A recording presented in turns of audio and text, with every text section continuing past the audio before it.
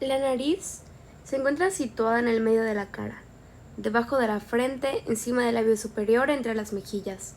Tiene la forma de una pirámide triangular, cuyo eje mayor está dirigido de arriba hacia abajo y de atrás hacia adelante. Cuenta con 3 caras. Se distinguen 2 laterales y una posterior. Las caras laterales son planas, inclinadas hacia las mejillas, fijas en su parte superior, donde reposan sobre un esqueleto óseo. Son móviles en su parte inferior, o sea, en las alas de la nariz, y su cara posterior está representada por 2 canales que se comunican con las 2 cavidades nasales correspondientes. Se distinguen 3 bordes: 2 bordes laterales que forman las partes vecinas de la cara, un surco longitudinal que se excina sucesivamente con los nombres de nasopalpebral, nasogeniano y nasolabial. El borde anterior o dorso de la nariz reúne las caras laterales según una línea de forma variable. La raíz de la nariz responde al espacio interciliar y une la nariz con la frente, siguiendo una depresión más o menos marcada ausente en la nariz de tipo griego. La base está orientada hacia abajo, con la nariz recta, algo hacia adelante de la nariz respingada o un poco hacia atrás con la nariz aguileña. Un tabique mediano, parte móvil del tabique nasal, separa 2 orificios, las narinas, orificios nasales.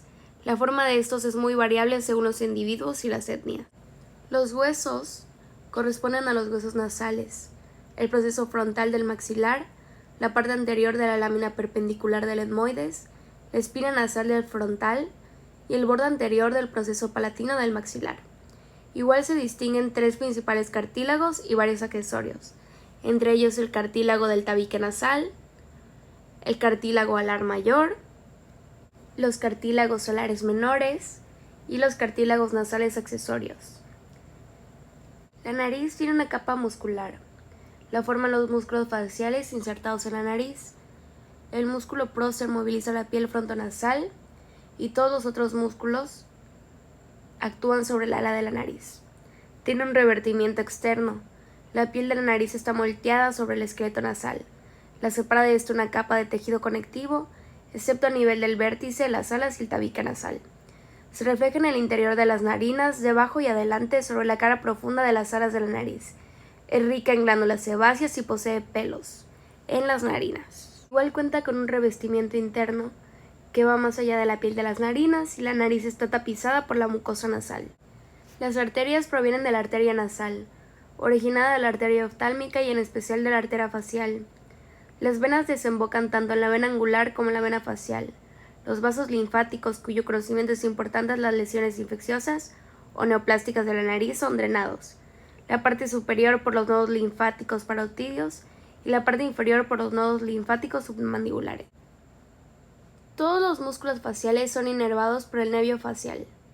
La sensibilidad depende del nervio trigémino, el ramo nasal externo, el nervio infraorbitario y el nervio nasal interno, cuyas ramificaciones cubren el vértice nasal. Las cavidades nasales o fosas nasales son 2, una derecha y otra izquierda. Se encuentran excavadas en el viscerocráneo y separadas por un tabique vertical mediano y por la mucosa que contiene los receptores olfatorios. Su abertura anterior está formada por las narinas y su abertura posterior por las coanas. Estas últimas comunican las actividades nasales con la nasofaringe.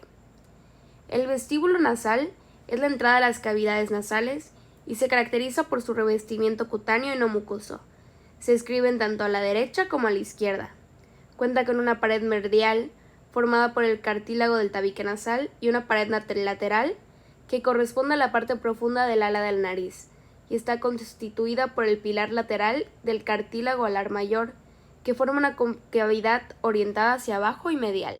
Una pared anterior que se prolonga en el vértice, constituyendo un receso en el vértice de la nariz. Una abertura inferior, de forma variable, situada encima del labio superior que corresponde a la base de la nariz, la narina. Una abertura superior que se abre en la cavidad nasal y está señalada por la unión cutáneo-mucosa y un relieve sobrelevado, que es el limen nasal. El revestimiento cutáneo se caracteriza por la presencia de pelos o vibrisas que retienen el polvo y las impurezas del aire. La piel de las narinas no contiene glándulas sudoríparas, pero sí glándulas sebáceas, anexadas a los pelos que son susceptibles a las infecciones. furúnculos de la nariz. En las cavidades nasales las inerva el nervio trigémino por el nervio nasal. Asegura la inervación sensitiva de las narinas y les proporciona una sensibilidad muy viva. Las paredes de las cavidades nasales, estas son cada una a la derecha y a la izquierda, están limitadas por paredes óseas, excepto delante y detrás, donde presentan una abertura exterior. Son una pared inferior, una pared superior, una pared medial, una pared lateral, una abertura exterior, una abertura posterior. Y la mucosa natal tapiza el esqueleto, adhiriéndose a él muy íntimamente y se prolonga en los senos paranasales. Las cavidades nasales están rodeadas por cavidades excavadas en los huesos del cráneo o de la cara, que son los senos paranasales. Su abertura en las cavidades nasales, su revestimiento mucoso y su contenido aéreo. Se describe de cada lado del seno maxilar, el seno frontal, las celdillas etmodales y el seno esfenoidal. El seno maxilar ocupa la parte central del maxilar. A diferencia de los otros senos, este ya existe al nacer. Se considera que tiene la forma de una pirámide con base medial y en él se describe una pared anterior que corresponde a la mejilla y a la fosa canina. Por debajo del foramen infraorbitario hacia abajo se relaciona con el receso gingivolabial. Una pared posterior que forma la pared anterior de la fosa palatina que está excavada por los conductos de los nervios alveolares posteriores. Una pared inferior u orbitaria, que es el piso de la órbita delgada, excavada por el conducto infraorbitario. Una pared anterior dentaria. En esta pared los ápices radiculares de los dientes pueden realizar una prominencia hacia el seno. En orden decreciente, la relación de las piezas con el seno es segundo molar, primer molar, segundo premolar, primer premolar, tercer premolar y canino. Cabe aclarar que la raíz no se introduce en la cavidad del seno, sino que eleva su piso. Un vértice situado en el hueso cigomático, una base que forma la parte de la pared lateral de las cavidades nasales, la inserción anteroposterior del conecte inferior, divide a esta base en una parte inferior ósea delgada y una parte superior que constituye el hiato del seno maxilar. Este hiato es muy amplio en el hueso seco, pero se halla reducido a menores dimensiones por las articulaciones con el cornete inferior adelante y el hueso palatino atrás. Además, el proceso unciforme del etmoides, apoyado abajo y atrás sobre el cornete inferior, cruza este hiato diagonalmente, tapizado por la mucosa. Las dimensiones del seno maxilar varían de un sujeto a otro. A veces se emite prolongaciones al hueso cigomático o hacia el proceso frontal del maxilar. Igual desde el punto de vista práctico, los datos siguientes sobre el seno maxilar, que son la cavidad aérea, el seno maxilar normalmente es radiolúcido en la radiografía. La infección lo vuelve opaco, a veces se observa niveles líquidos. El seno frontal está desarrollado entre las dos láminas del hueso frontal. Una pared anterior superficial subcutánea, tanto más gruesa cuanto más pequeño es el seno. Una pared posterior profunda delgada en relación con las meninges que cubren el lóbulo frontal del cerebro y que en el origen del seno sagital superior. Una pared medial delgada lo separa del seno frontal del lado opuesto. Un vértice situado arriba y medialmente. Una base cuya parte lateral corresponde a la órbita, mientras que la parte medial apoyada sobre el etmoides está levantada por las celdillas de este hueso.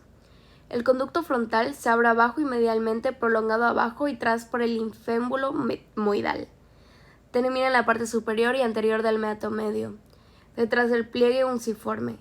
Es más largo cuando las celdillas etmoidales están más desarrolladas, y se notará que este orificio está situado en el punto de declive del seno frontal, lo que favorece el drenaje de sus secreciones en la cavidad nasal.